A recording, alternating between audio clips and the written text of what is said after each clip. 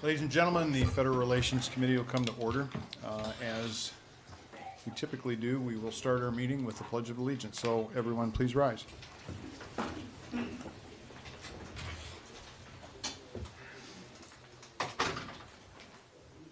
I pledge allegiance to the flag of the United States of America and to the republic for which it stands, one nation under God, indivisible, with liberty and justice for all. Thank you, ladies and gentlemen. We will, let's see, if the secretary please note the attendance. And Mr. Bolding has arrived. Ladies and gentlemen, we are going to take the bills in order. First, House Bill 2084. Second will be House Bill 2092. So, Ms. Clay, it is up to you to kick us off. Mr. Chair and members, if a property owner gives a written permission for construction, House Bill 2084 prevents a local jurisdiction from requiring a building permit for a nonprofit corporation or a property owner, but only if the construction is for an international boundary wall located on or adjacent to an international boundary line. There is a presumption that any such construction on state-owned land will be approved by this state. And Mr. Chair, there is one amendment. Please let us know what that says. Mr. Chair and members, the 15-line Fencham Amendment stipulates that within 2 months after completion of the project, the property owner must provide to the city, town, or county an affidavit of completion signed by a registered engineer. The affidavit must certify the work was done according to the construction plans and safety requirements. And Mr. Chair, with that, I'm available for questions. Members, any questions for Ms. Clay? Seeing none. Mr. Majority Leader, would you like to speak to your bill? Yes, thank you, Mr. Chairman, members, for hearing the bill, and thank you, Mr. Chair, for sponsoring the amendment as well. Members, this is a bill about border security, and we know that a wall is an important part of border security in stopping violent criminals, human trafficking, and drugs from entering our country and causing irreparable damage to human life. Walls work. According to DHS Secretary Chad Wolf, illegal crossings are down 78% since wall construction commenced near the Yuma sector. He also said they provide an undeniable impediment to smugglers, traffickers, and other criminals. Art Del Cueto, Vice President of the National Border Patrol Council, who I'm very honored to have here today, he will further testify to the efficacy of the wall and what the Border Patrol thinks about the wall. The Trump administration has made the wall a top priority and has just celebrated 100 miles of completion of either new wall or rebuilt wall. But we all know President Trump can't do everything on his own. There's private companies, there's private property owners who are willing to help build the wall on their property. And that should come as no surprise to us. There's families like the Krentz family who have suffered over $8 million in property damage to their border property. They had a son who was tragically killed. There's the Mendoza family, the Ronnebeck family. There's many other tragedies that have occurred because we have not secured our border. So this legislation will allow organizations to build portions of the wall without excessive government obstruction or red tape. It'll protect Arizonans. It'll save millions of dollars to the taxpayer. As mentioned, it will create a presumption of permission on state land. And the private border wall construction will still be subject to federal laws such as environmental impact regulations. This bill respects the rights of property owners, and an engineering certification requirement will ensure that the wall is built safely. I'm also honored, Mr. Chair, to have Mr. Tom Tancredo here today. He's with We Build the Wall, Inc., and he can tell you why this is an important bill for organizations like his that do private wall building.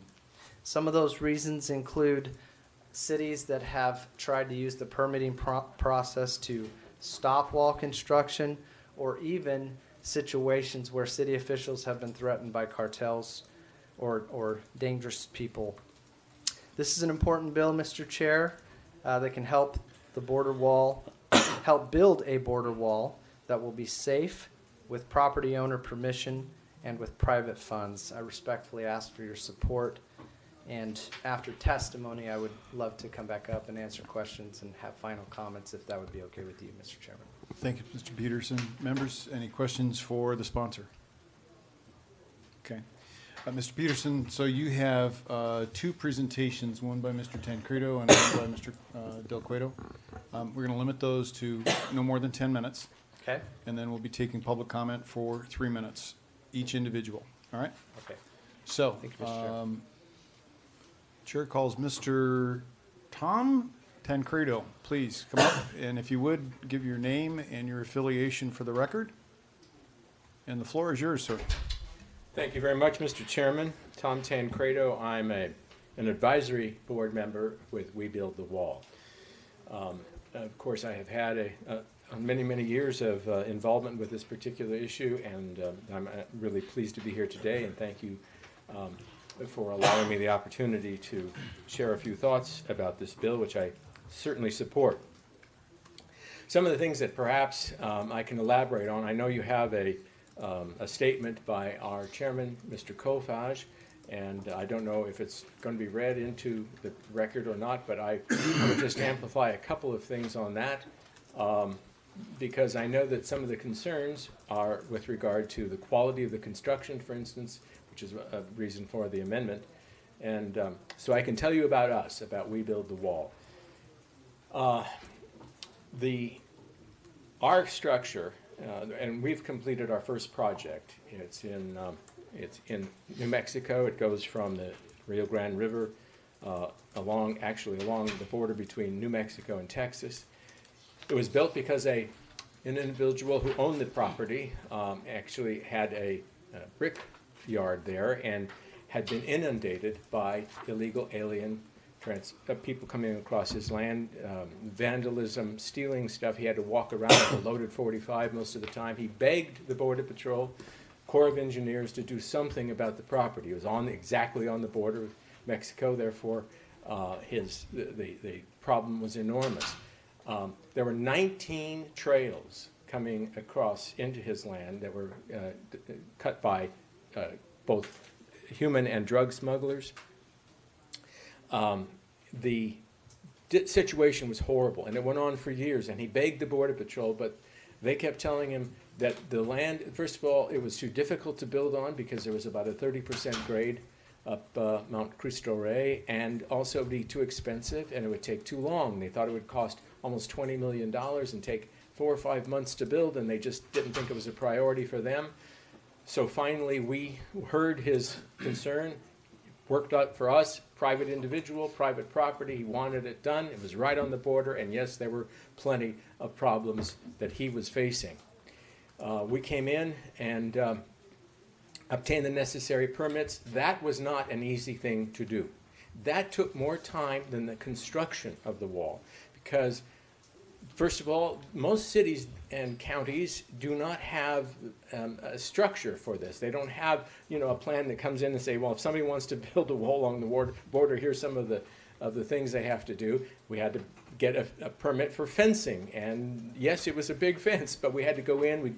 One group of individuals within the department that was to give us approval, they gave us a set of rules to follow. We did so. Eventually, the city, once they became aware of what we were actually doing, after we had gotten all of the permits, done everything that they required, it took, as I say, much more time than actually building the wall. They shut us down, thinking that we hadn't trying to figure out a way to stop us from proceeding. So they shut us down for 30 hours. It cost thousands of dollars in time and not only that, but of course, the people that we were paying to be there had to sit around doing nothing. It was a very difficult time, and we went back and we won the case because, of course, we had done everything right, everything they asked us for. And in terms of the construction itself, we pride ourselves, frankly, on actually building the best possible barrier that can be done. Our steel, the steel we use, and we use by Fisher Construction, is an 85-year lifespan as opposed to 25 years for the federal government, what they require. We build in conjunction with the federal government. When I say that, I mean we work with DHS throughout the whole process to make sure that what we're doing meets all of the requirements of DHS for this kind of construction. Ours not only meets but exceeds in every single way. Better steel, better sensors, better lighting. We built a road adjacent to the wall out of concrete. Nowhere else on the border does that exist, so that the Border Patrol can use it to actually patrol easier than dirt or any other kind of roadway.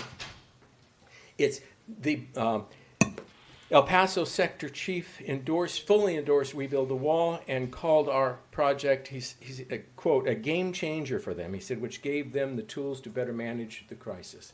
So in terms of quality, we build the best that there is to build, and we have to. We rely on donations for the construction of the wall, and nobody's going to give us money, donate to We Build the Wall if it's a shoddy project and is under criticism for that. So we have to be careful, and we are. And I will tell you that also the concerns were expressed by the sponsor of the bill with regard to the political opposition and certainly opposition from dangerous elements, the cartels.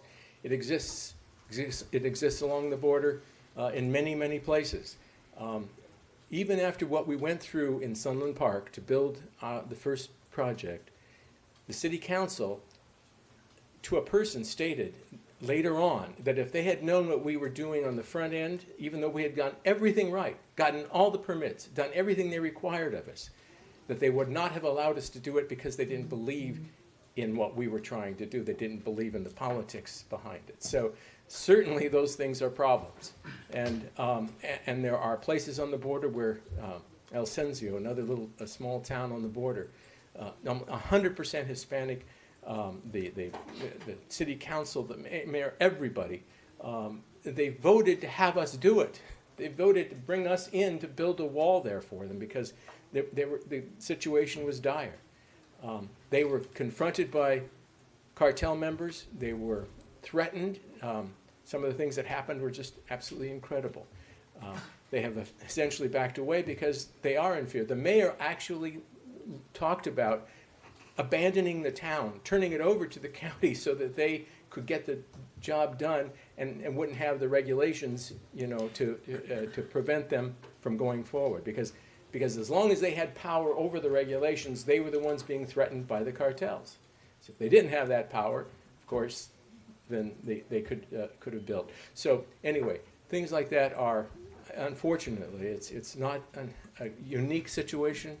The cartels, and I'm sure Border Patrol can speak to that far better than I, but we've seen it all, and all I can tell you is that when somebody asks for our help on this area because they can't get it anywhere else, we're happy to try to come in and do the job for them, and we'll do it even better than anybody else in the environment. So I will leave it there and certainly be available for any questions should you have them or any of them.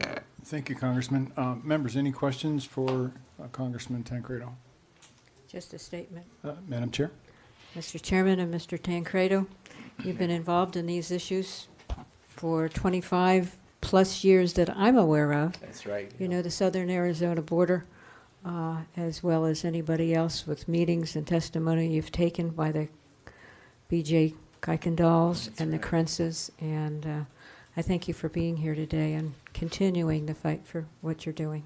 Thank you. My first trip down here, Madam, thank you very much, Ms. Griffin. The first trip down here I took was almost 20 years ago, and it was to attend a funeral, and it was a funeral for a gentleman by the name of Chris Egley, who was killed at Oregon Pike Cactus Park and killed by cartel members at the time, and unfortunately I've been to many other but that was the very first one for me. And so I'm happy to finally say that I've never been more pleased, to tell you the truth, with anything I've done with regard to this than being involved with We Build the Wall. They're great people.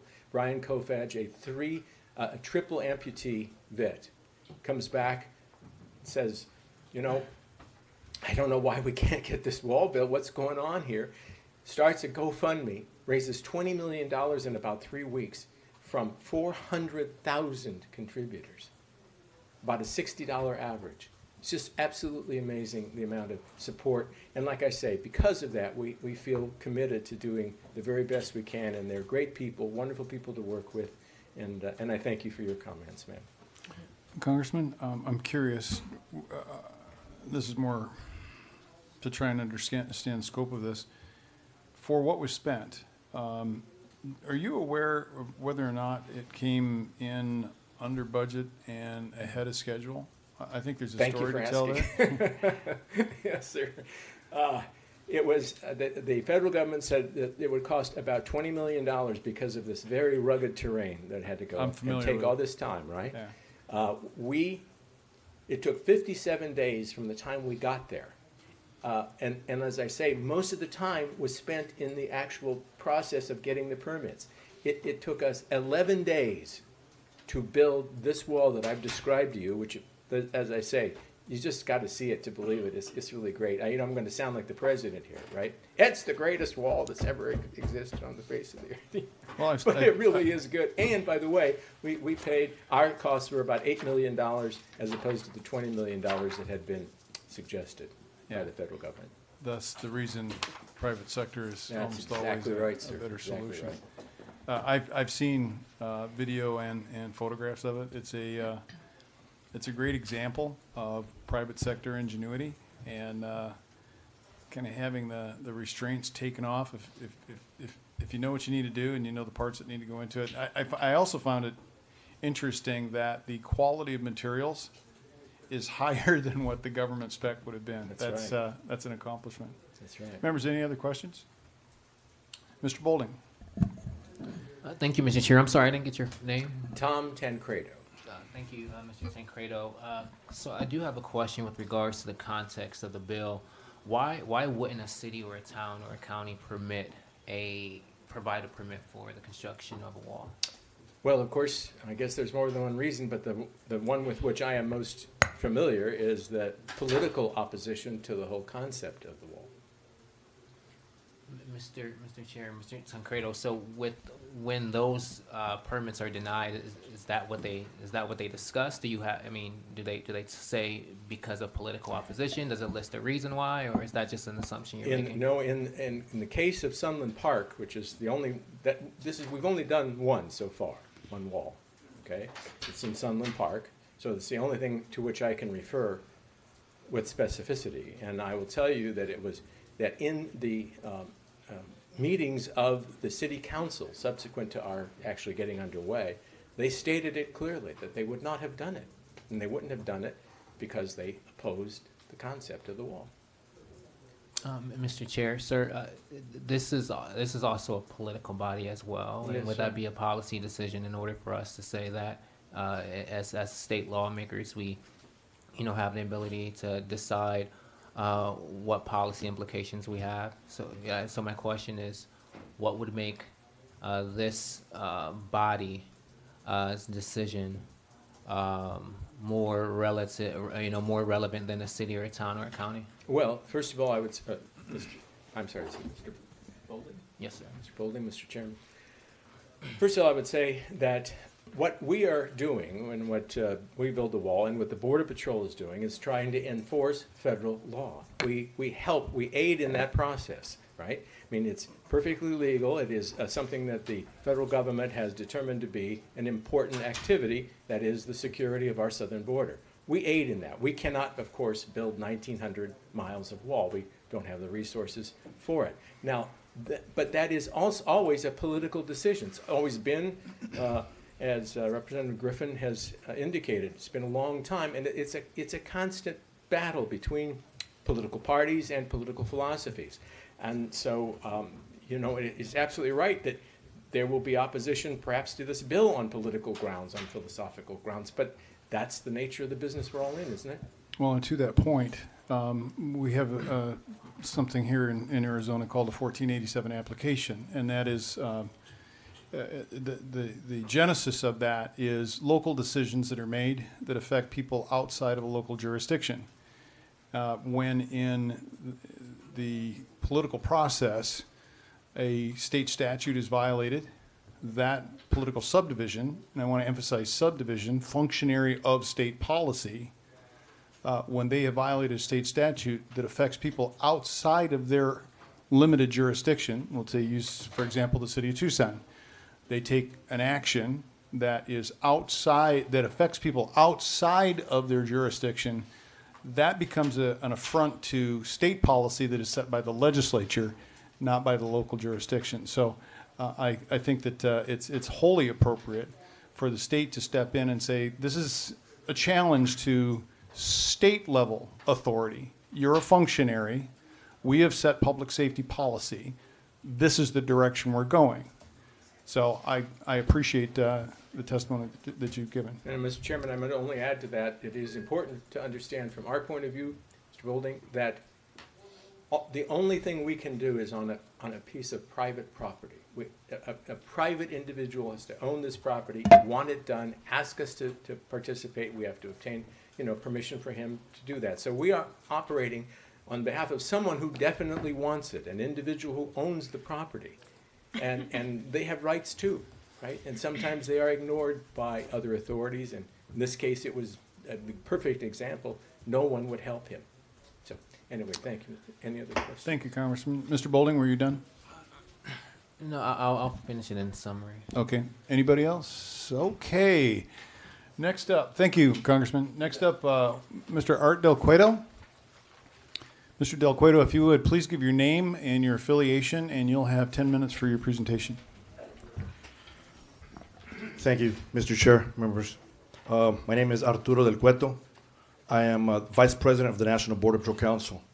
I want to make it clear that I'm here to speak on behalf of the National Border Patrol Council and the boots on the ground who we represent. I'm not here as a representative of the Border Patrol. Duly noted.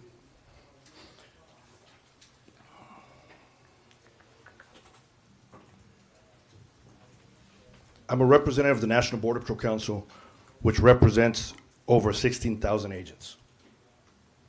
I'm also president of Local 2544, which represents the agents in the Tucson sector, the largest sector in the entire country.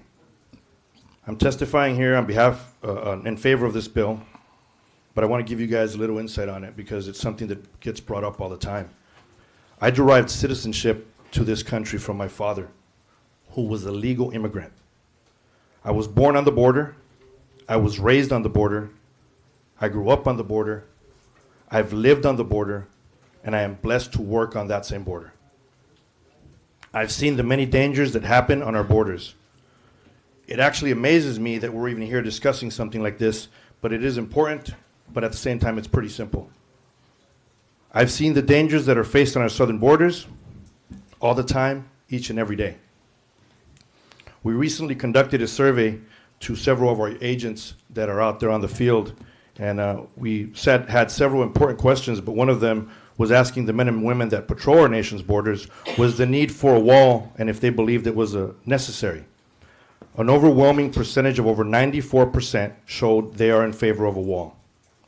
Now, I'm not going to sit here and tell you all that the wall is the be-all, end-all, and it's something that's going to stop everything and the flow is going to be completely stopped with a wall. But what it does do is it creates a deterrent. And at the same time, it gives the men and women that are trying to keep our country safe that added time to be able to respond to certain areas. Walls definitely work. In the areas that they have been implemented, we've seen a significant decline in illegal entry and drugs being smuggled into our country. I'm going to tell you what's important and what makes Arizona different, however. We have a huge presence of drug cartels on our southern border, more than in any other southern border. That includes Texas. Just a few years ago, Arizona was responsible for over 40% of all the drug seizures in the entire country. It was just reported that Mexico had the deadliest years in its history. We also saw recently that Mexico released the son of a major drug cartel member as part of their Balas no Balazos campaign, which translates to hugs, not bullets. That should show the dangers of what is happening in that country.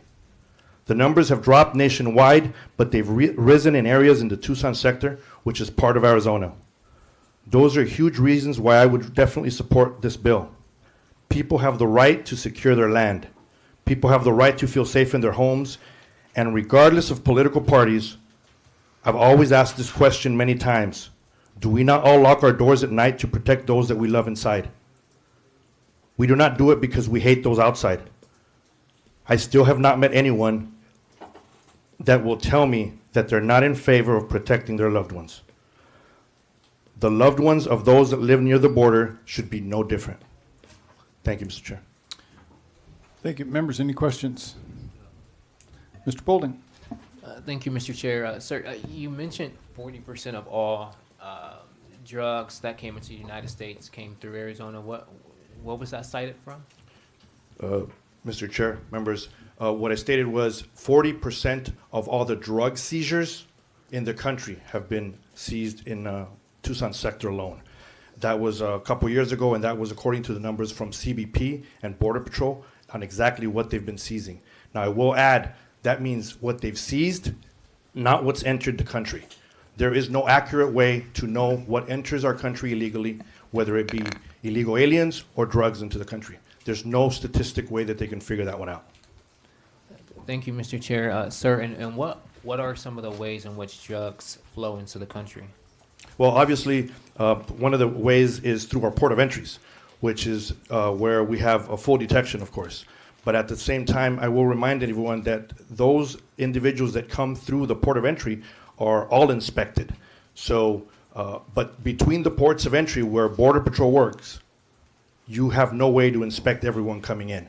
It constantly has individuals coming through those areas by carrying backpacks of drugs in on their shoulders. They do it by ramming through fences.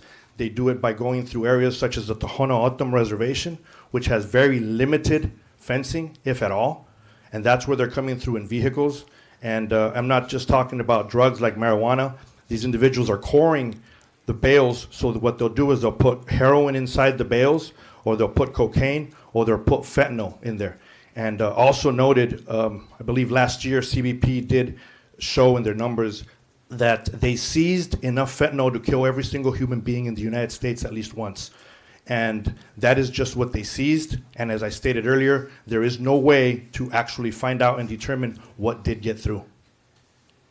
Mr. Chair, sir, with regards to the statement you made with regards to drugs, would this bill prevent any drugs coming through our port of entries? I know you mentioned, ramming through fences, and then also drugs coming through port of entry. So through the passage of this bill, would that prevent any of that? I think the passage of this bill would prevent some of the drugs that are being sent between the ports of entries, and at the same time, it would give agents the opportunity to respond in those areas where they're bringing in drugs, trying to enter without inspection between the ports of entries, which is where it's very important. I believe that's where the walls would be built. I don't think this bill talks about building a wall on the port itself. To that point, Mr. Del Cueto, do you happen to know the split? And if you don't, if you can find it out from statistical, I know the government keeps stats on everything. Right. Non-port of entry seizures versus seizures that are made out in the field. Correct. So you have port of entry seizures and non-port of entry seizures. I don't know if you split the data that way, but that I think would be enlightening for this committee. So, Mr. Chair, I would not have those numbers because I don't represent those individuals that work at the ports of entries. Okay. I only represent the individuals that work between the ports. And Got it. And Okay. as I stated, there's really no way for them to know what is going through because so there's no fencing in some areas, right? And we have individuals that come through and some, there's not enough agents to go to those areas and respond. Understood. And there's no way to keep track of the footprints of what comes through and what doesn't come through. Understood. Grace, could you make a note to see if we can reach, for example, Port of Mariposa or whoever is responsible for that? and see if we can somehow find out what the split is between port of entry and non-port of entry seizures. Thank you. Mr. Bowling, you still have the floor. No, no further questions. All right, members, any other? Representative Mr. Bullock. Chair, Mr. Del Cueto, I just want to take the time to recognize and thank you guys for the job that you do every day. Back in July of 2010, April Riggins and I and a group of other Republican women went down to the border to see what was going on after the Krentz's murder. So I just want to applaud you guys for putting your lives on the line. Human trafficking is a big issue for me, and I believe building the wall will actually reduce some of that. So thank you. Chairman, members, thank you very much. I really appreciate that. The murder of Mr. Krantz is a big deal to me because I grew up in that area. I knew him very well. I played ball with his son. He was a fantastic individual, and I think that's heightened even my awareness to be able to try to do something about this. Thank you for your kind words. I appreciate I'm it. sorry for your loss.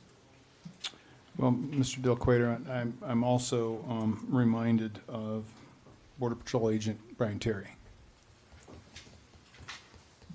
Guy just out doing his job, gets killed by a gun that was allowed to cross the border by a previous administration. And the world seems to be quiet about that. So, a couple of questions that I have for you, and is the Yuma area, that's a different sector than the Tucson sector, right? Correct. However, I'm the national vice president, so Okay. I represent that entire district. So maybe you can answer my question. There have been a number of reports recently in news media that since the erection of the Yuma sector wall, that community, that area, that region has seen a significant reduction in crimes against person as well as crimes against property, and has seen a significant reduction in drug seizures. Is that true? And do you think that the wall is the reason, or do you think that there's some other reason that may be behind that? I definitely believe the wall is the reason, and I'll explain, Mr. Chair, the reason for that statement is everyone's seen on the news and the media that the numbers have been going down nationwide. However, one thing that a lot of individuals aren't talking is that the numbers in the Tucson sector are not going down. In fact, they've been going up. And that's an area where we have very limited structure. As I stated before, a lot of the reason is because of the Tohono O'odham Reservation. There's areas there where you really don't have that much structure at all. All you have is 5 strands of barbed wire. There's areas within Sassabee where you can see that the fencing that was in place there stops, and I'll be glad to take any member of this board or anyone that wants to see it. In fact, I want to show you the reality of what's going on down there. Where there's a 5-strand fence, there's the actual better structure, and the smuggling organizations, they pretty much tied the fence with a shoestring against the better barrier, and they untie it and they just walk through, and then they tie it back up once they go through there.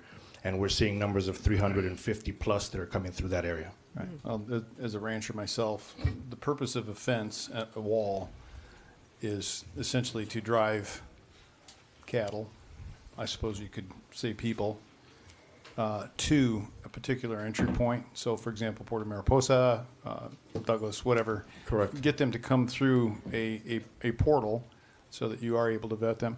One of the other things that I'd like to know, tell me a little bit about the injury rate to Border Patrol agents. Has that gone down because we've seen more wall built, or is that still kind of... So, Mr. Chair, in Arizona, you still have a high, obviously, rate of individuals that get attacked or they get injured. I myself was attacked several years ago by a 40-ounce bottle of beer. They emptied the beer and they filled it with mud and rocks, and I was hit on the side of my head. We just continue doing the job. Probably bad on my part. I never filled out any medical documentation because I wanted to continue doing the job, and that's what it comes down to. But one of the issues that we do have is agents constantly get hurt by these individuals that attack them. At times, the individuals that attack them do get arrested, but we find those individuals getting sent back to their native country quicker than we have an agent recovering from the injury that they received. So one other question I have for you. So quite often we hear claims that building the wall is going to destroy habitat. Now, I've been down on the border a number of times, have been by game and fish territory, and have seen a significant accumulation of non-natural materials. Could you tell us a little bit, first of all, are you able to go on to, and the name escapes me right now, but on the border, there's a preserve. Buenos Aires. Yes, thank you very much. Are you able to go on to that as a Border Patrol agent? Okay. Can you tell the committee a little bit about what you see in the way of what traffickers leave behind? And give me your, I think, fairly well-educated opinion as to whether or not that is also endangering habitat. So, Mr. Chairman, members, we've definitely see that throughout the entire border. I have, because of my position with the National Border Patrol Council, I've been able to go from the coast of California all the way to the Gulf in Texas and see that entire border. And we see it throughout the whole southern border together. There's trash that gets left behind. There's tons of water bottles. There's pieces of plastic. There's plastic bags. There's feminine products that just get thrown there. There are certain areas where, you know, women's undergarments are hung by trees, which is where the cartels have come through there and raped different females. So when we talk about the habitat, I think one of the most important habitats and species is the human race. And I can tell you right now that the individuals and humans are being attacked, and they're one of the species that are in trouble right now when we see what's going on at the southern border. A lot of these individuals that cross into the United States, they're told by the smuggling organizations that they're only going to walk, you know, a couple of hours, and then all of a sudden they're in the United States walking through the desert for several days. Right. And no one cares about that, you know. What I mean about no one cares, the smugglers don't care about that. To them, it's just, you know, extra money.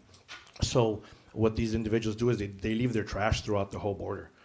That's been happening for quite some time. We're seeing an uptick on what we call carpet shoes. So back when I first started, the individuals that wore carpet shoes were the drug smugglers more than anyone else. Now that's evolved, so all individuals that are trying to enter illegally are wearing carpet shoes. And the reason they do that is so they can cover up their footprints in the dirt, and it'd be harder to detect. That's one of the many reasons why there's no statistical way to determine what has gotten through and what hasn't gotten through. How well does Border Patrol work with the TO Nation, Tohono O'odham Nation Police? You're going to get me in trouble with that question. All right.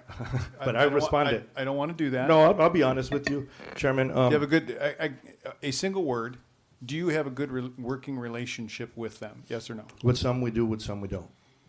Fair enough. All right. And then the last question I have for you, you said that 40% of drug seizures are seized in the Tucson sector. Does that include, is that land only, or does that include the length from, what, Port Aransas all the way around to Miami? When we talk about border, I tend to think of it, so Yes. Coast Guard is going to be seizing drugs off the coast of Miami. Does that include what the coasties might take, or is that just land barriers? So I got those, Mr. Chair, I got that statistic from the chief several years ago, and that includes all seizures throughout the entire country. That's stunning. That's stunning. All right. Thank you, Mr. Duke. Oh, I knew if I asked questions long enough, you'd speak up. Mr. Hernandez. Well, I'm glad you thought of me.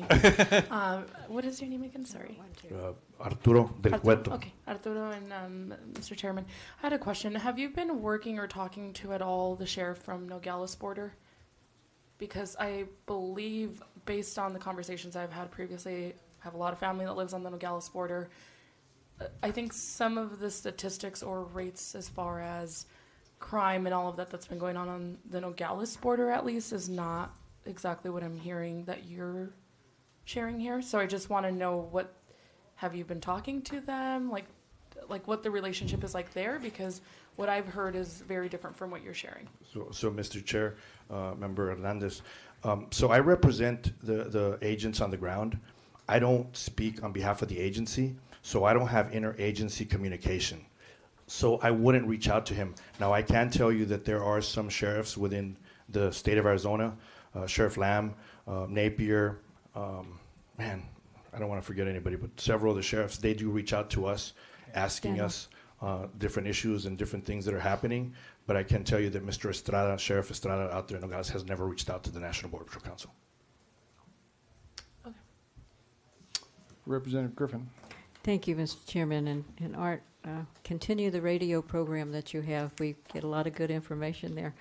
I live close to the border, and one weekend before I built my house, I actually had 3.5 truckloads of trash hauled off of my site. Sleeping bags, women's undergarments on trees, diapers, all kinds of things that were found. Personally, I've had, my neighbor tells me, and had counted the individuals that were on my property with backpacks were 50 to 60. And the individual in the front had an AK, and the individual in the back had an AK. Thankfully, Sheriff Daniels, as well as the previous sheriff, has worked with Border Patrol, and we're real happy with what's going on in your participation, working together with our local law enforcement. The deaths, I know the Krentz family quite well, as I've gone to their children's weddings, and that particular situation is near and dear to my heart as well. I just recently finished the Border Patrol Citizens Academy, which was just a little bit of what you men and women go through on a day-to-day basis. We do have a resolution that we'll be addressing later in support and thanking the Border Patrol and ICE for what you do to make our citizens and our communities safe. And we want to thank you for all you do for all of us in Arizona and the nation. Thank you, I appreciate it. Mr. Chair, members, and just to do some clarification on some of the things, when it comes to the Nogales sector, I'm speaking at Tucson sector as a whole, which starts right off of the New Mexico line, all the way past Ajo by Manager's Dam, almost into the Yuma sector. So it's all statistics, not just Nogales alone. Just want to clarify that. Thank you. Representative Townsend. Thank you, Mr. Chair. And Arturo, do we have a figure, if you haven't said this already, of how much of the border that we're talking is going to be private property versus what the federal government will be doing? Mr. Chair, I don't have those numbers. I have no idea. Okay.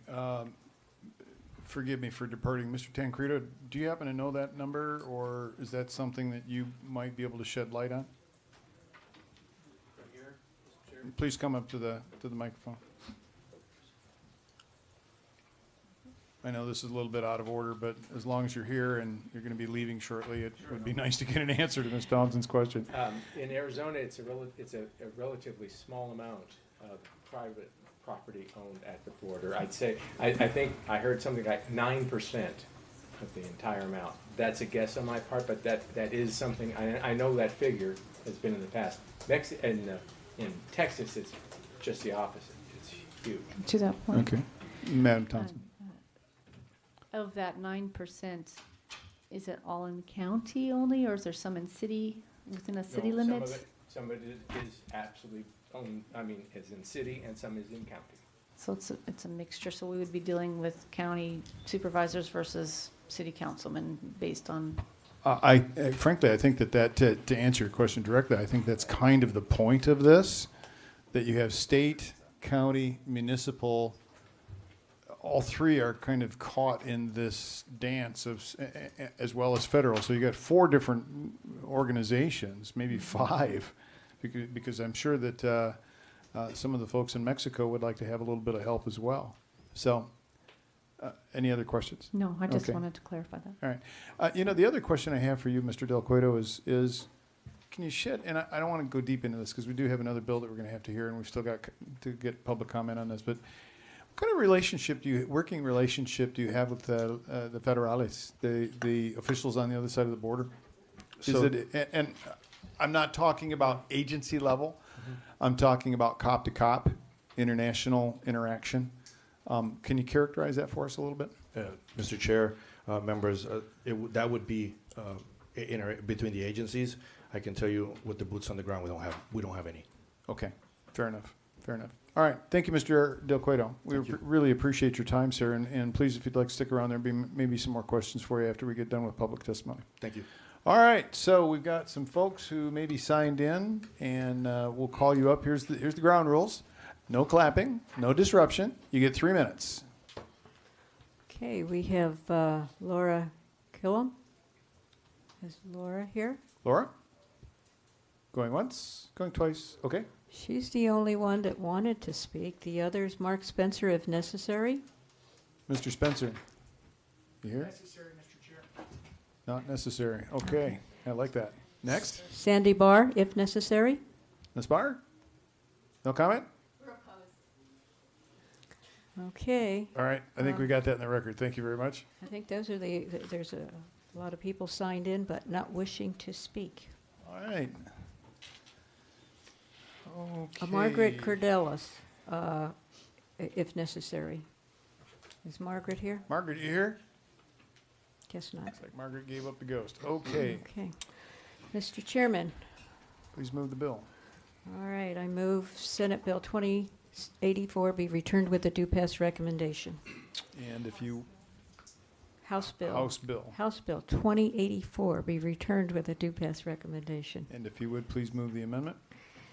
Mr. Chairman, I move the 15-line amendment with your name on it, dated January 16th, 2020 at 4:19 p.m. be adopted. Members, any discussion on the amendment? Hearing none. Secretary would please take the roll. This should take it. The amendment, we do a verbal? Do we do a verbal or? No, we do the amendment move the first, then we go amendment. back and do the bill. All Do we have those to in- do that a roll call vote? Yeah. Okay, roll call vote on the amendment. No, it's a voice vote. Voice All vote right, on it's a the voice amendment. vote. Hey, it's the first bill this year. Come on. All those in favor? All right, all those in favor of the Fincham amendment dated as noted, please signify with an aye. Aye. Those opposed with an nay. Ayes have it, do have it so ordered. Thank you, All right. Mr. Chairman. I move House Bill 2084 as amended be returned with a due pass recommendation. All right. Members, any conversation, discussion, questions? Seeing none. Now we're going to take the roll call vote. Representative Bolding. Mr. Chair? Please proceed. Thank you. So with regards to House Bill 2084, I am definitely in opposition to this bill. I think that this is trying to fix a problem with regards to our cities, counties, and states, that our cities, counties, and towns, that we should I'll not be in the business of preempting those decisions there. The state legislature, if it does not, like what decisions that are being made by cities, counties, and towns, that whether it's a political decision or it's an environmental impact decision, which I think has to be lifted up as well. I believe we have to allow that local control issue to play a huge component in the issues that are taking place there. Also, I mean, we've heard conversation regarding border security with regards to drugs, and just through testimony today, I was not able to hear that we would see a significant decrease in drugs coming across the border with this bill in particular, as port of entries, and then also other means of getting illegal drugs to this country. Have been ways. I don't think that there's any opposition to making sure that there's immigration fixes in this country. I do think as a state legislature, we have to be very responsible in the way in which we decide to move forward in international boundary walls. I don't believe that this bill is the way to go. I also want to uplift that we are looking to change state policy based on a decision of one city, to my understanding, and I have not heard anything today that shows that this is a prevalent problem. So I think it's important for us as a state legislature to allow local control to make those decisions. And if there's something that we see as a consistent problem in the future, we should definitely take a look at that. So with that, Mr. Chair, I'll be voting no on this bill. Representative Bollock. Mr. Chair, may I explain my vote, please? Please do. Thank you, Mr. Chair. I just wanted to thank everybody that showed up to testify today. I had a chance, as I mentioned before, to go down and do a border visit back in, I believe it was July of 2010, with some other individuals, and we toured part of the border with then Co-Chief Sheriff Deaver. So we had a chance to go down, we met with some ranchers, and a lot of folks were very much in favor of more fencing and walls down there. Others wanted more boots on the ground and drones and things like that. I view this as another tool in a toolbox to get things moving. As a Republican, I'm very much in favor of border security and making sure that we are reducing human trafficking that's coming through. You had mentioned that 40% of all drugs coming through the Tucson sector have been seized, but you don't know exactly how many more are out there. I have 2 teenagers, so obviously drugs are a big factor of watching how they're in school and growing up and so forth. So anything that we can do as public servants to give you guys the right tools, I will be voting yes on this, so thank you again. Representative Hernandez. So I will be voting no. You'd like to explain your vote? Yes, I would like to explain my vote. Please proceed. So I appreciate those who come out and voice their opinions.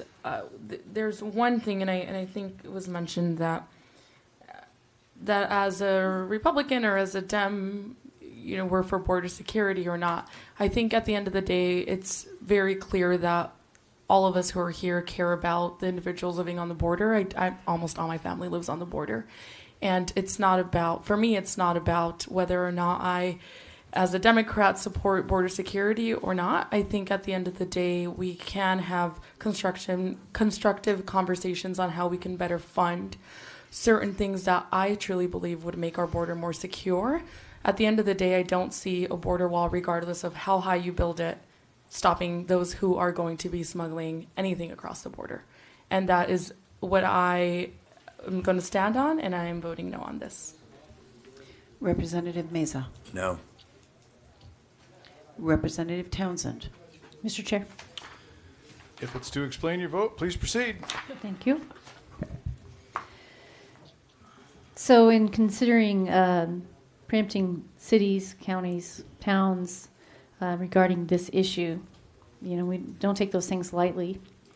And we don't want to make a habit of doing that on any issue. But when it comes to the proper role of government, which is to provide protection for our citizens, I think that this preemptive move is a good idea. Having gone down to the border myself, numerous times we went down last year, a few of us went down, and we were in Nogales, and the agents down there told us that there was a significant drop in crime when the border wall went up. They demonstrated, not to get into all of that, but we were convinced that that wall worked. I think about the pleas of our citizens down at the border, like Mr. Spencer and others. I think that it's important for us to step up and take care of them and do the things that need to be done. So I think that this is proper. I think of the human remains that I personally have seen down at the border, and when talking to Sheriff Napier, his name was, telling me that they find remains every other day in the desert in just his area. So I think about those folks that are lost in the desert and apparently we're not finding their identities. They're just lost.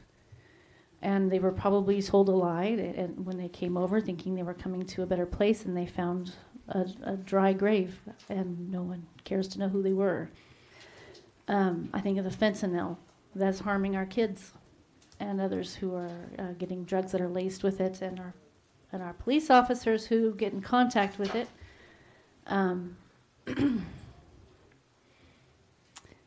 For this and many other reasons, I think it's important for us to take this preemptive step, and it is our proper role to do so. And with that, I vote aye. Vice Chairman Griffin. Mr. Chairman, may I explain my vote? Please do. To remind everybody, we're talking about private property, private money. Local control stops at the people level, not the government level. And so sometimes government forgets who they represent, and we represent the people that are in the communities that are along the border, and what comes in on the border, the drugs and the crime, ends up in everybody else's backyard. In Phoenix, not only in the state, but nationally, comes through our border. And with that, I vote aye. Thank you. Chairman And Fincham. I will take a moment to explain my vote briefly. I'm glad that we've got members who have recognized that the ultimate local control is the property owner. So if we want to spout local control, that's the person who owns the property who is willing to erect something that is essentially a 20-foot monolith that I suppose they could paint a desert picture on it so that they could look at the desert to the south of them, but that would be, again, their choice if they wanted to have a very large mural. The evidence is what it is, and it is clear and convincing in various points along the border where wall has been erected that a wall denies access. A lack of acknowledgement of that does not diminish the fact that the evidence is clear and convincing. And I'd like to point to an event that happened this past weekend. Governor Northam himself stood behind a fence while there were tens of thousands of people protesting at his own capital in another state. So what I find interesting is an incoherent and incongruent argument that does not coincide with the Obama administration's own assertion that if we want to have local control, I hear my colleagues arguing, well, it should be local control, local government control now. Well, it wasn't more than 3 years ago that the Obama administration said we have an exclusive right to federal control. You don't get to play two different cards in the same hand. So with that, I'm an aye, and I believe we have passed this bill out.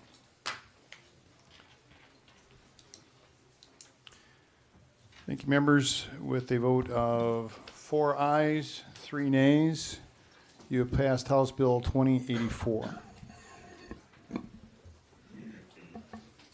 Mr. Chair, Mr. Boulding. just want to uplift that during roll call vote, members can't leave. That has been a tradition. I just want to uplift that. I didn't want to. I guess I didn't notice this. Ms. Townsend had left. Do we know where Ms. Townsend is?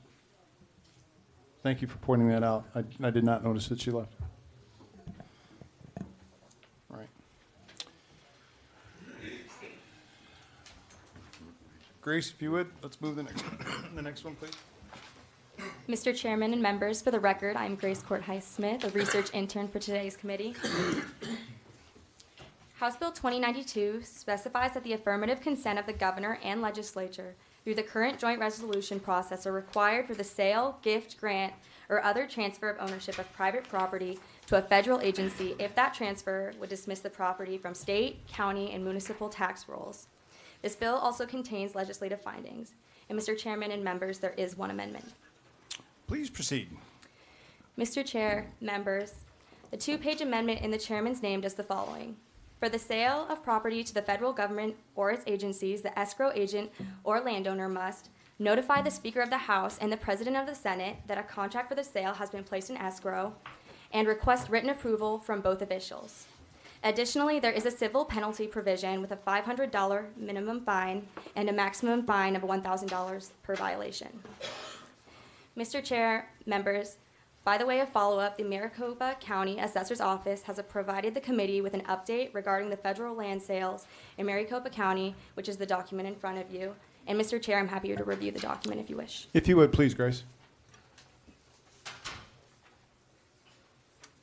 So as seen on the document, the total amount of money the parcels were sold for were a little under $1,200,000. The property tax that was lost over the last 5 years was a little under $150,000, and the size of the total land that was removed from the tax roll was under 440 acres. With that, I'm available for questions.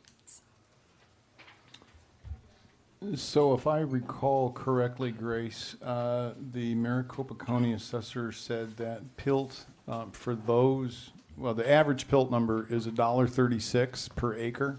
Mr. Chair and members, that's correct. Okay. So in essence, the total acreage, what are we at, 364, 21, 445, so we'll call it a pittance in lieu of thousands. Okay, got it. Well, that gives us a scope, and these are, if I'm correct, these are the parcels that they spoke of at the informational hearing. They haven't expanded the scope. That's just these 5, just these parcels. Yes. Okay, okay, so they did not expand their search. All right, so one of the things that I have asked for, in fact, I will expand my request, a public records request, to all 15 county assessors to understand the full scope of this. Ms. Clay, does Grace have this document as well? Members, I don't know that this has been distributed to you, but it has not? Okay. I'm going to set this aside for just a moment. If you could, I need to have a number of copies for all the members for that. We have a document that's actually some research of the number of acres that has been affected by this. We'll get a copy distributed to the members in just a minute. All right, so thank you very much, Grace. And, oh, do you have a question for Grace? Sorry. Oh, shoot, I'm sorry. Mr. Hernandez, you're recognized. Mr. Chair, I had a quick question. So I represent the Pasquayaki tribe, and I would like to know if this rule, this amendment would make it so that the tribal lands would also be a part of this. So in other words, does this requirement apply to the land that is in trust by the tribal nations? So I should be the one to answer that question instead Okay. of Grace. So this is intended for private property sales to the federal government or federal agencies. So if Pasquayaki wants to purchase private property as a fee simple transfer of property, so you're going to buy it from me and it's going to remain in fee simple status, no, that's a private party sale. Now, if the tribal nation wants to transfer that to the federal government so that it is in a trust, now we may have a conflict. Do you want to know why? Go ahead. Okay, so it's actually removing that tax base from tax rolls, which diminishes the amount of money available to pay for public education, infrastructure, and those services, police, fire, sheriff, whatever else may be in your primary and secondary property tax. So that's one of the reasons. Now, I want to be very clear. The major portion of this is already in statute, which would be 37.620.2, that the legislature must be notified of a sale of private property to the federal government. As long as I have been here, in fact, I've asked my esteemed colleague here to my right, there has never been an application for approval presented to the legislature for such a sale that anyone can recall, even though it's in state statute. So we have a problem. But that's not what I asked Grace to research. So any other questions for Grace? Yes, Mr. Boulding. Thank you. I'm sorry, just a minute. Mr. Hernandez, you had the floor. I didn't mean to seize it from you. That was it. You're good? Okay, Mr. Boulding. Thank you, Mr. Chair. And Grace, so I'm just making sure that I understand this bill correctly before I vote on it. In the event that, so this is requiring the governor to sign a joint resolution, and the majority of legislators have to first agree to the sale first. Oh, I'm having a little trouble regarding, I know you have the the joint resolution, and I'm trying to, it says like the majority Okay, of members just- to sell land. I'm trying Are to you- understand that. Do you have a specific question for Grace? And, because I don't Yes, know that the Grace can specific answer this question for question, you, but the Grace. sponsor would be happy to answer the question. Yes, Mr. Chair, Grace. So my question is, does the governor need to sign a joint resolution, and then also there needs to be a majority of members of the legislature who also agree with that joint resolution in order for the sale to move forward? Mr. Chair, and okay. Punt. Sorry. Is this one? Okay. Mr. Chair and members, as stated in the bill, it says that that you would need the affirmative consent of the legislature and the governor through the governor's signing of a joint resolution adopted by an affirmative vote of a majority of the members, the legislature, to that effect. Does that answer your question? Yes. The answer to your question, Mr. Boulding, is yes. Any other questions, members? For Grace? Okay. Thank you, Grace. Thank you, Diana. All right, so as the author of the bill, I'd like to go back and revisit what existing state statute is, and that is that legislature is supposed to be in the approval seat. Now, this arises from the United States Constitution, Article 1, Section 8, Clause 17, that gives an exclusive right of approval by the legislature for land sales that are to be made to the federal government.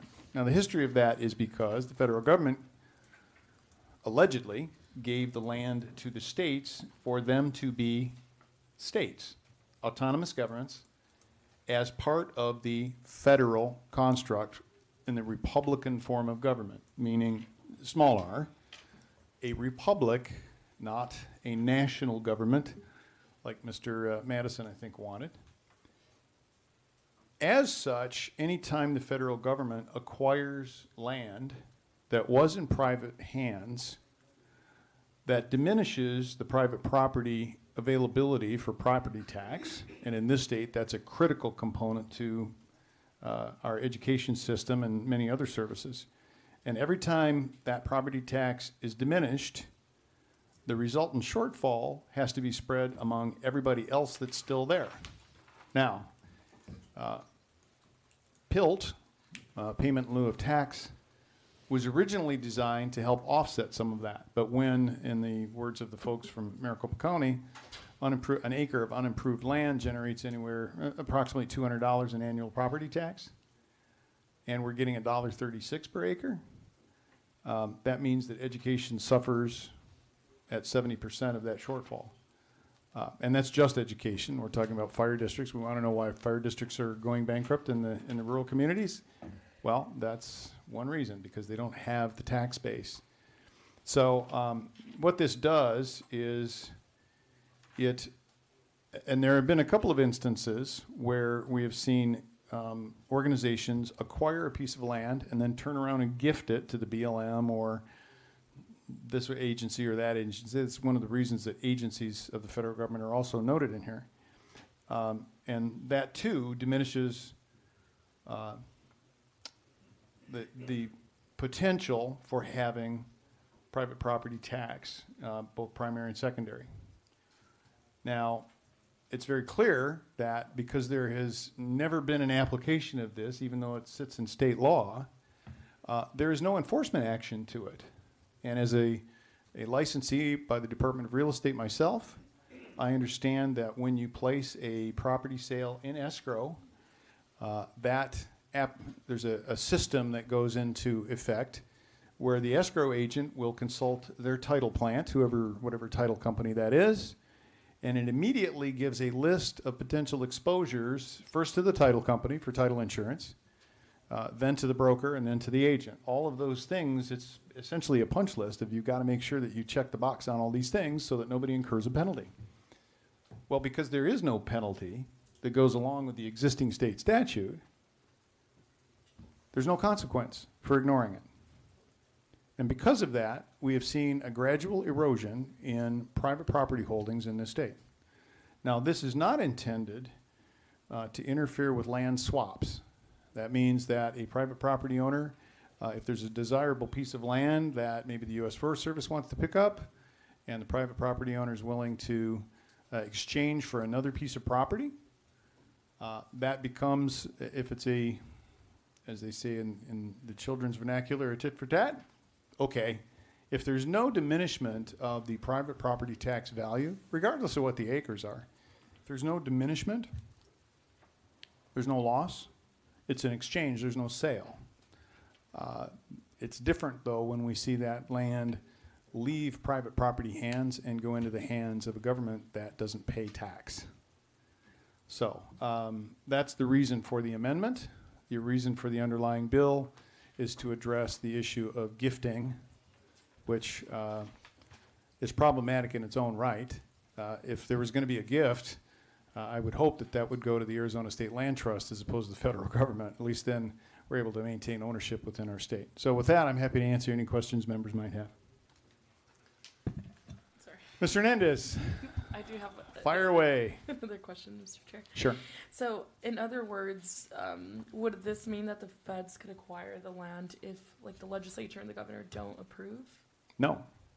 The legislature has sole approval authority, and the governor would formalize it with a signature. So then, I mean, that's already law. so then what happens to the land? The If it sale, was a the tribal- sale would I'm not go talking- sorry, through. I'm specifically to tribal. Oh, to tribal. So that's So- something I've talked to a number of folks about, and including Mr. Bilecki. I'm sure he's here to comment on that. As a real property sales licensee in this state, it mystifies me why, in fact, we, Tuesday, opening day, or well, day after opening day, the Tohono O'odham chairman railed against third world conditions on his reservation.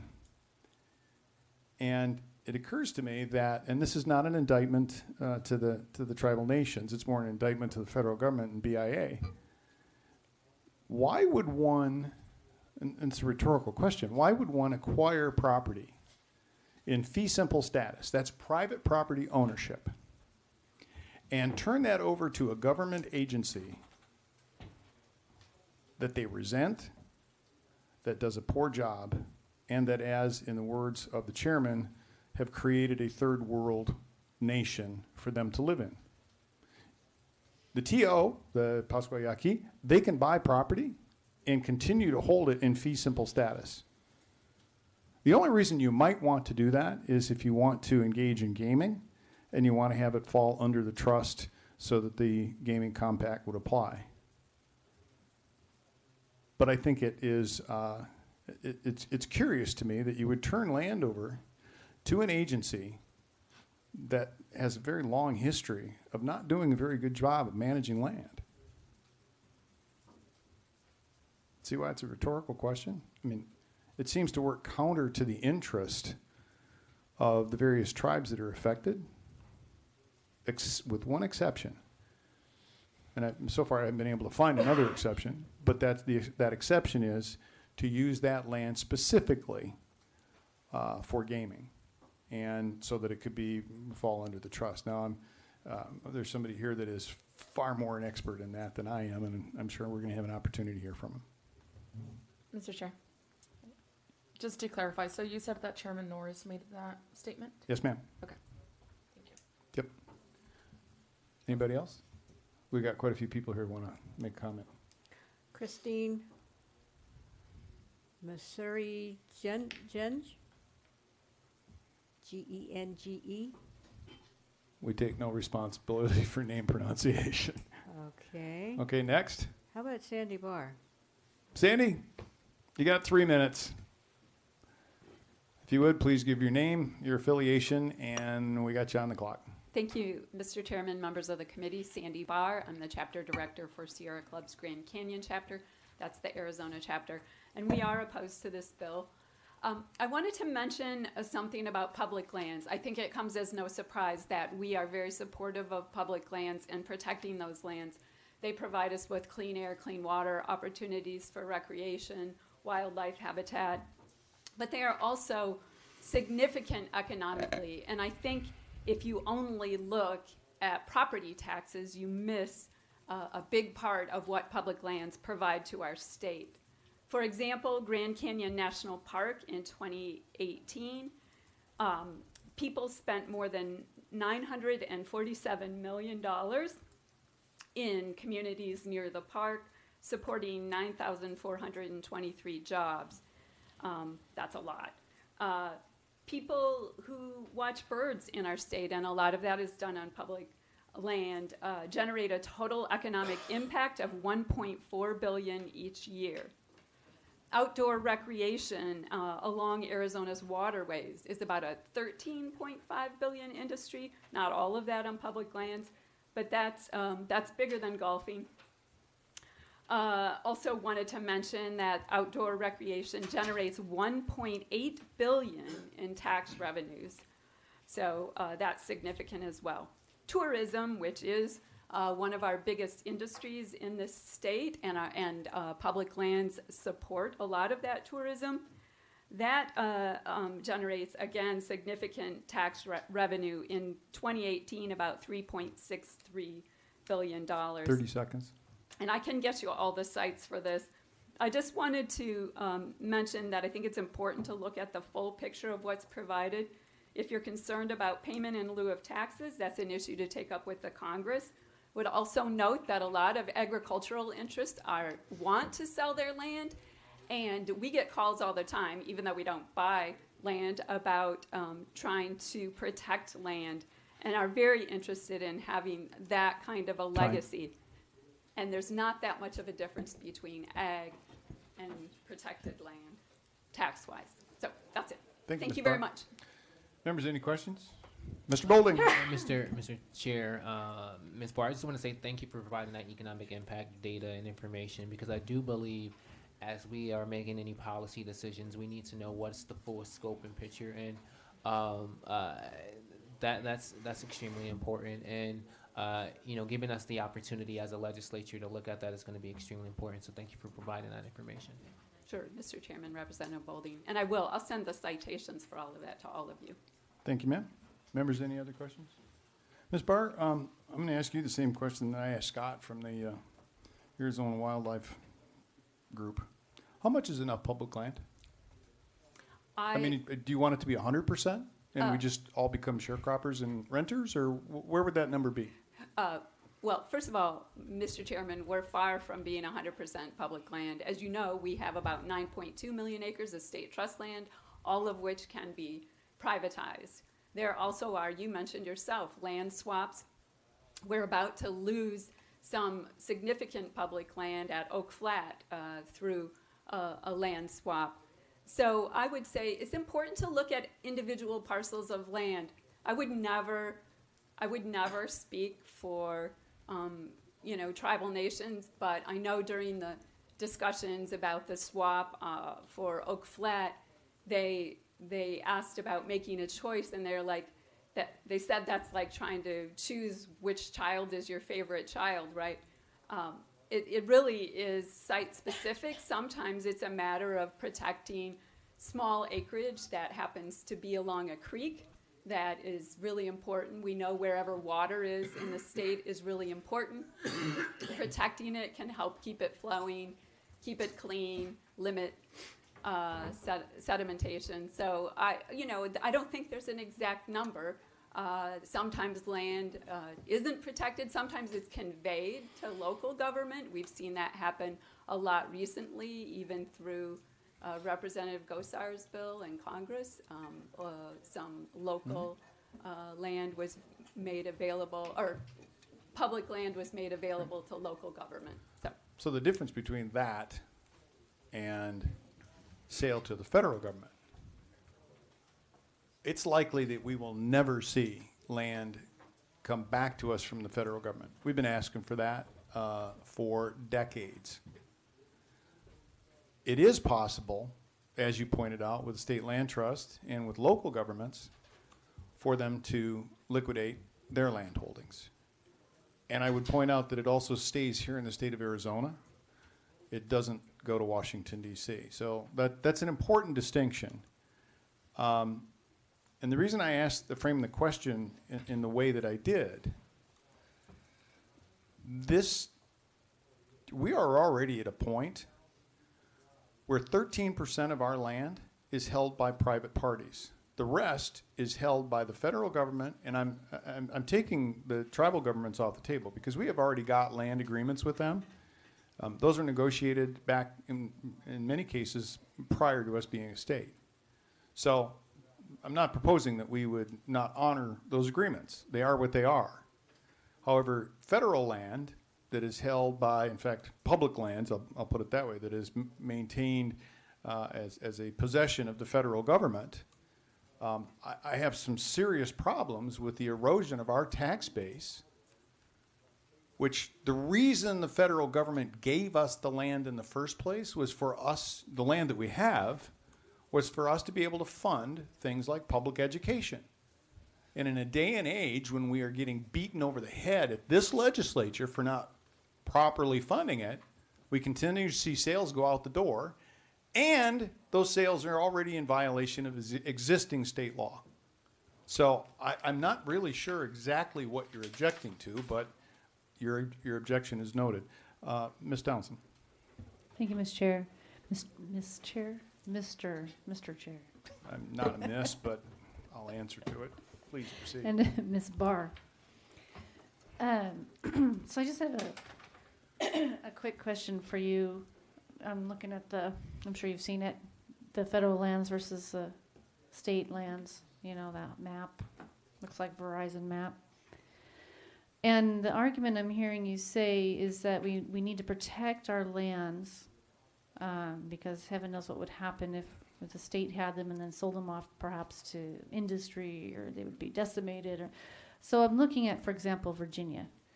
And Virginia is pretty much all state except for the westernmost area. And under that pretense, and I also want to point out that they have a lot more control of their land and than we do, so we have a complete unequal application of this concept of who's controlling the lands. But did Virginia, for example, since they have control of, looks like 90% of their lands, has the state of Virginia's quality of their lands been decimated by sales? You know, am I hearing you correctly? You're worrying about if we do this that we're going to lose our lands and they'll be decimated. And did that happen in these states on the eastern side of the country? I've driven all through Virginia, and it's untouched, and it's beautiful and gorgeous. I mean, if we can look at the other states and how they've managed their lands, wouldn't we expect that the western side of the country would be able to mimic that and do the same thing, or are we destined to lose the beauty of our lands if we hand them over to the state? Mr. Chairman, Representative Townsend, Arizona is not Virginia, and Arizona is a beautiful state, and we are very lucky to have the amount of public land that we have. I think it provides a lot to our state. We're not Virginia. They have a different economy. They have a different construct than we do.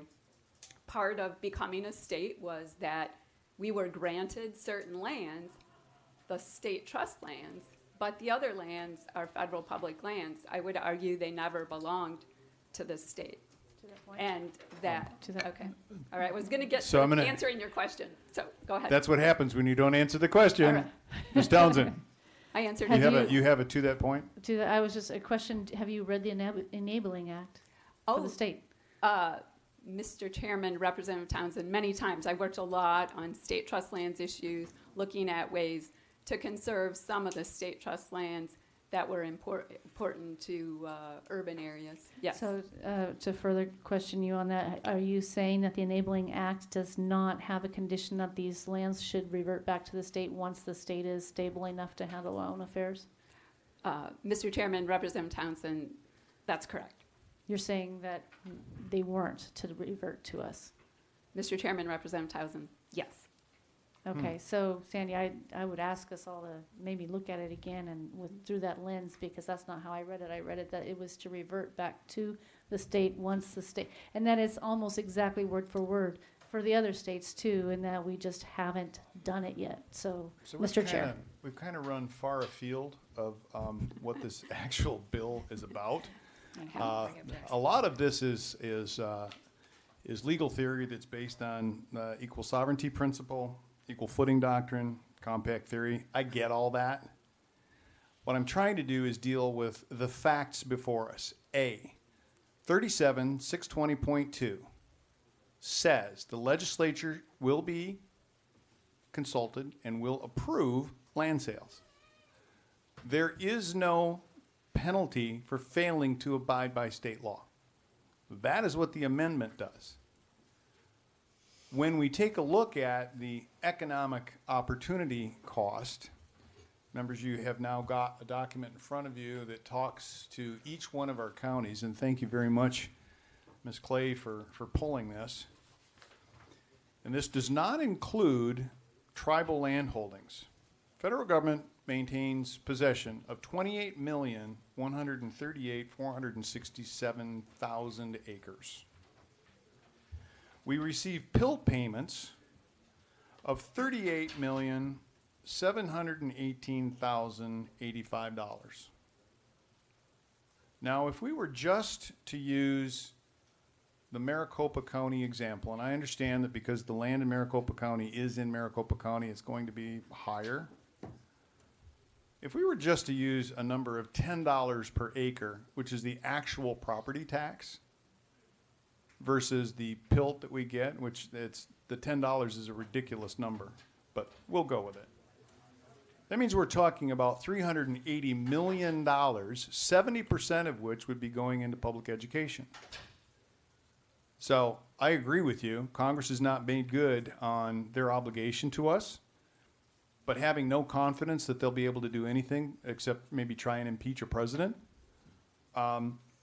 we need to deal with the facts and the reality here in this state, in this day, now, that we have kids that need to be educated, we have roads that need to be repaired, we have people that need to be paid that are functioning, providing functioning services in this state, including health care and all those other things to folks that can't afford it. I think this is telling about where this is going. The other reason that this bill came forward is that Congress has now moved the appropriating process for the Water and Land and Water Conservation Fund Act of 1965 from an annual appropriation to a permanent appropriation. They have $11.8 billion in their private land acquisition fund.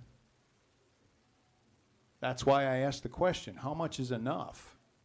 We have gotten to the point where we are having a serious problem funding the services that the state was placed in charge of by the federal government, which, by the way, made us a state.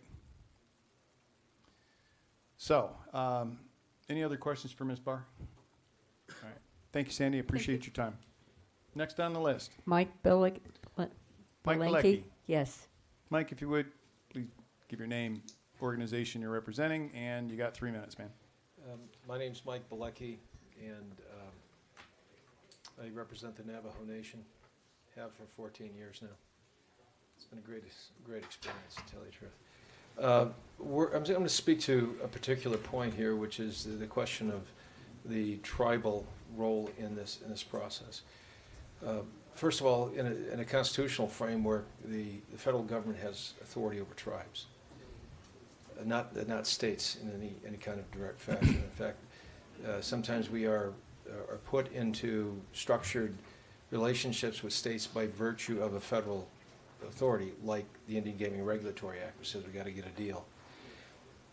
As far as lands are concerned, I'm not taking issue with the bill per se at all. And by the way, I do want to make a reference to Mr. Fincham. The battle he waged to try to preserve an economic lifeline to the Navajo Nation NGS for 4 years is highly appreciated by the nation, and I salute you for it. Thank you. This nation is now on the precipice of dealing with 30% cut in their general funds. Hopi is dealing with an 80% reduction in their general funds. I don't know what this body would do if that was happening to the state. It's a very difficult situation. So what we've got in this bill, we believe there should be a clarifying amendment that this bill would not disturb existing Indian Land Settlement Acts.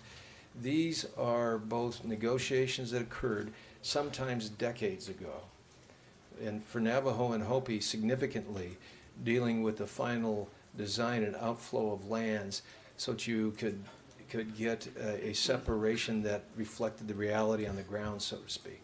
But there were 6,000 Navajos that had to move off their lands when the Hopi-Navajo settlement finally occurred. And part of what occurred was a series of land acts, which empowers them to get a certain amount of acreage purchased and put into trust. So we're very focused on the Indian Land Settlement Acts. They are particular facts in history which led to them. They all contain limits. It's not an open-ended act. For Navajo, you got about 13,000 acres left that could be acquired, but that's for 3 different states.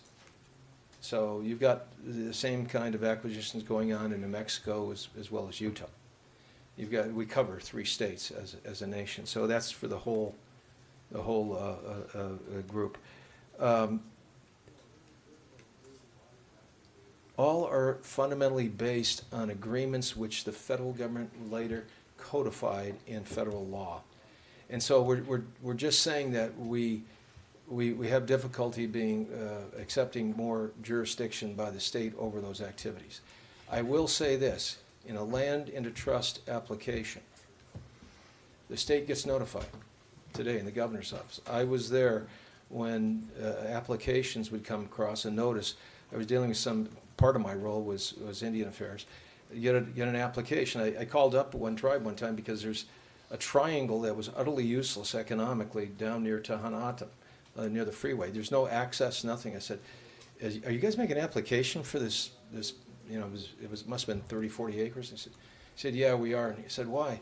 Because our Constitution, as a tribe, basically says they're trying to get back their original homelands, and this fell within that boundary.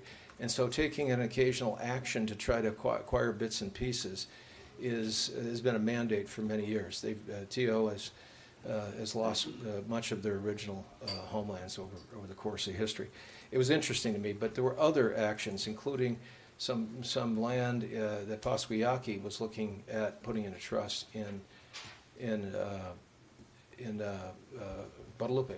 So we would get notified. Just so you know, I don't know who's watching, but it's in a pile of mail you get every week. Like there's maybe a letter in there that I would open up, and we had several of those occur.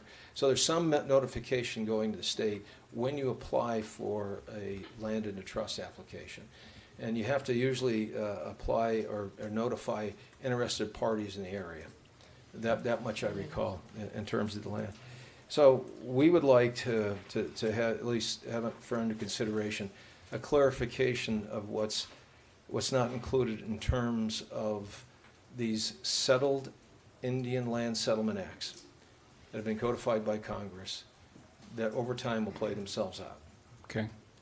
Mike, we're out of time, but I would like to ask you a question. You and I have talked a little bit prior to this.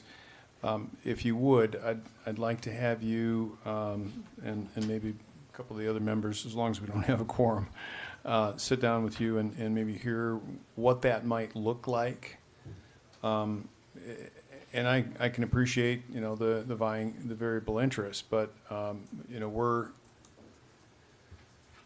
my first blush is that the various tribes have been given land by the federal government. May not be what they want. I don't have the land I want. But I think that we do need to respect the state law and the U.S. Constitution. We need to start with the Constitution first.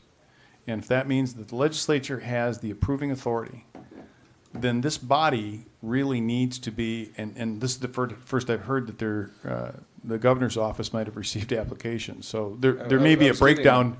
There's obviously a breakdown here within the state government as well. That should have been probably forwarded to the Speaker of the House and the President of the Senate. But it's a missing process, and it kind of goes to the point. I think you've called out something that we were unaware of.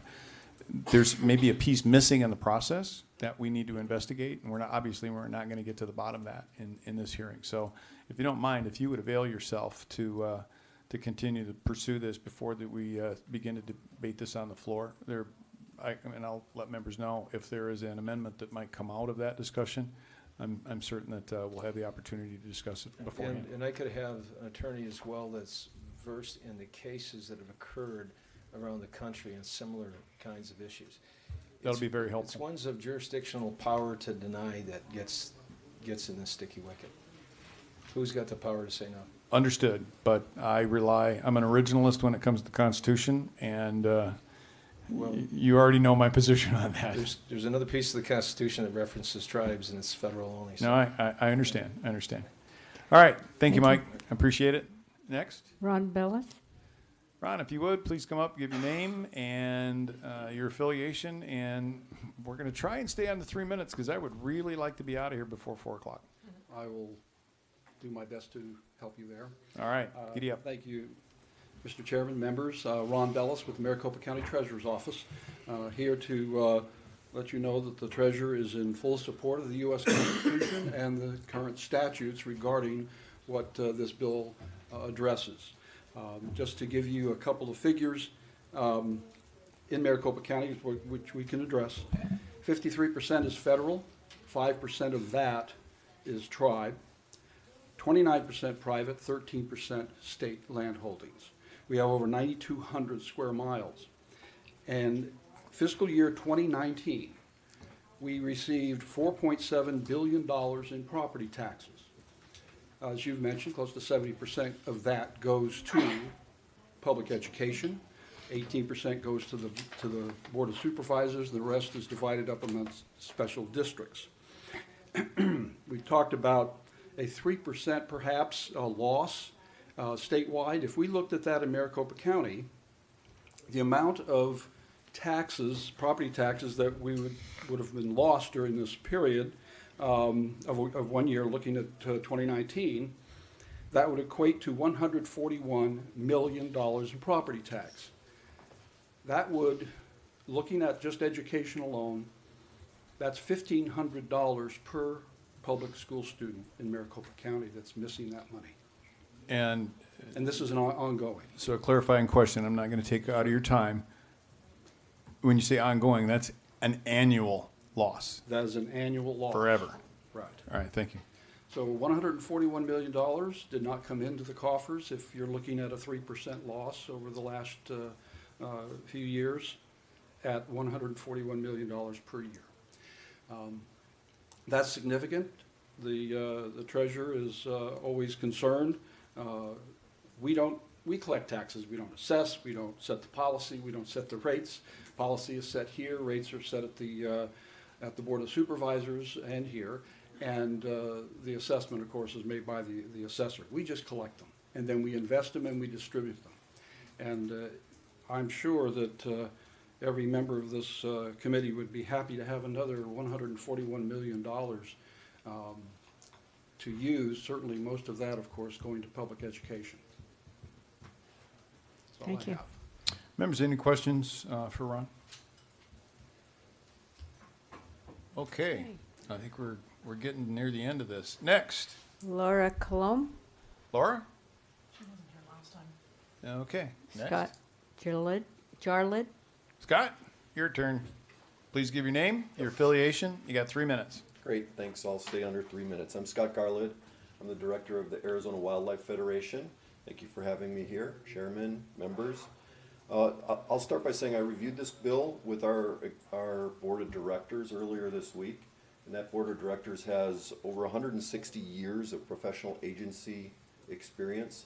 Arizona Game and Fish, U.S. Forest Service, Bureau of Land Management, U.S. Fish and Wildlife Service, and the governor's office. So these are people that, I guess I say that because they're relatively balanced. They all care about public lands, but they also understand some of the challenges to being in government or being associated with government. We're pretty balanced. We've got Republicans, Independents, and Democrats on that board. And I'll say that not one of them was in support of this measure. So with that, I'll just read the statement. The Arizona Wildlife Federation opposes HB 2092. First, this bill would be an obstacle to the really beneficial lands deals that provide access to hunting, fishing, and outdoor recreation. Second, we believe the bill likely infringes on private property rights by limiting who a property owner can sell to. And third, the bill adds unnecessary and impractical state government bureaucracy by requiring the state to review sales at a time when Governor Ducey just stated in his State of the State address that he's trying to limit state government. So with that, thank you for your time, and I'd be happy to answer any questions about my comments today. Members, any questions?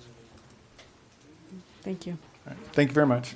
Next. The rest was only if necessary. Is anybody out there that is necessary? Anybody else feel necessary to speak? Speak now or forever hold your peace. Okay, so, Mr. Vice Chair, please move the bill. Move the bill. Mr. Chairman, I move House Bill 2092 be returned with a due pass recommendation. And if you would, please move the amendment. And Mr. Chairman, I move the two-page amendment dated 1/22/2020 at 9:55 a.m. with your name on it be adopted. Okay, members, you've heard the motion on the amendment. Any discussion? All right, hearing none, if you would, all those in favor, please signify with an aye. Aye. Those opposed with an nay. Mr. Chairman. Ayes have it. Yep. Do have it. So ordered. Mr. Chairman, I move House Bill 2092 as amended be returned with a due pass recommendation. Members, any discussion? Hearing none. Will the Secretary please call the roll? Representative Bolding. Mr. Chair. Please proceed if you Thank want to you. explain your vote. Yes, I'd like Yeah. to explain my vote. Please. So one of the things that I do want to lift up, I know we've spent a lot of time talking about the revenue loss potentially to public education. I do want to lift up the fact that right now here in the state of Arizona, 30 out of the last 31 years we've cut taxes here, and that yield would be somewhere near $5 billion to our general fund. So when we hear numbers like $141 million that's missing, or we hear that these state lands that are going without tax revenue, I think it's important for us to say that if our primary focus is on public education and ensuring that others don't have to feel the tax base, that we look at the policies that are taking place throughout the state legislature. In fact, the number is actually 29 out of the last 30 years, and just in the State of the State last year, we also heard again that there would be additional tax giveaways in this upcoming state budget. So I think it's important for us to think about, with regards to our federal lands, the economic impact that they have on families. It's important to think about the jobs that they create. And it's also important for us to step back and really truly recognize that it's a value here in the state of Arizona, and it's a great place that people love to be because of the public lands that we do have. So there sounds like there may be some more conversations regarding whether or not there is some reporting that's happening with regards to the sale of real estate. But with regards to the tax-based portion, I do believe that if our primary purpose is to fund public education, we have to look at broader policies and ensure that we are not consistently giving away money every single year. So with that, Mr. Chair, I vote no. Representative Bollock. Aye. Representative Hernandez. Nay. Representative Meza. No. Representative Townsend. Aye. Vice Chairman Griffin. Aye. Chairman Fincham. Members, I'm going to explain my vote. So I think it's important that we keep a proper perspective. First of all, we don't give away anything. This government takes money from people. Government has nothing to give that it doesn't take from the people. So we need to be really cautious about how we describe that. Secondly, there is no question, absolutely no question, and I want Ms. Barr and the gentleman from the Wildlife Federation to hear this loud and clear. There is no question about the value of public lands. But we only have 13% in private hands. How much is enough? I wasn't kidding when I said the vast majority of the lands in the state of Arizona are under the control of the federal government in Washington, D.C., not the state government in the state of Arizona.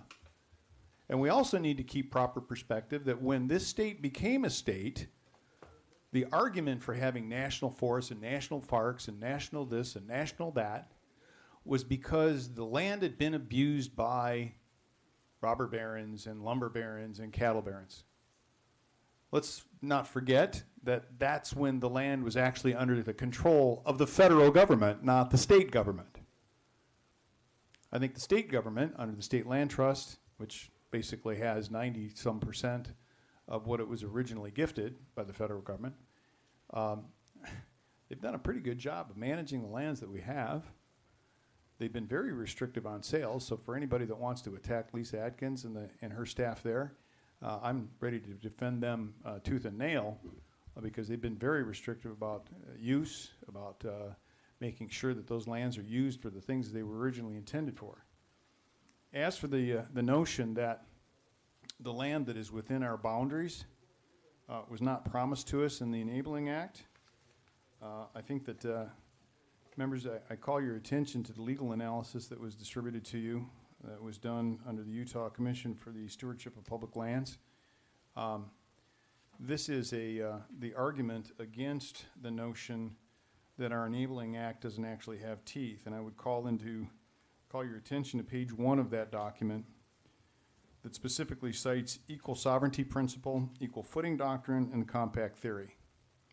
All of these things arise out of the U.S. Constitution. And once again, we're going back to the question of, are we going to be a nation that lives, a state that lives under the rule of law? If that's the case, then not only do we have backing by the U.S. Constitution, which names the state legislature as the only authority that can approve such a sale, but we also have state statute. So with that, I won't belabor the point any further. I will be an aye. Okay, members, by your vote of 4-3, House Bill 2092 as amended has received a due pass recommendation. And we are done for the day.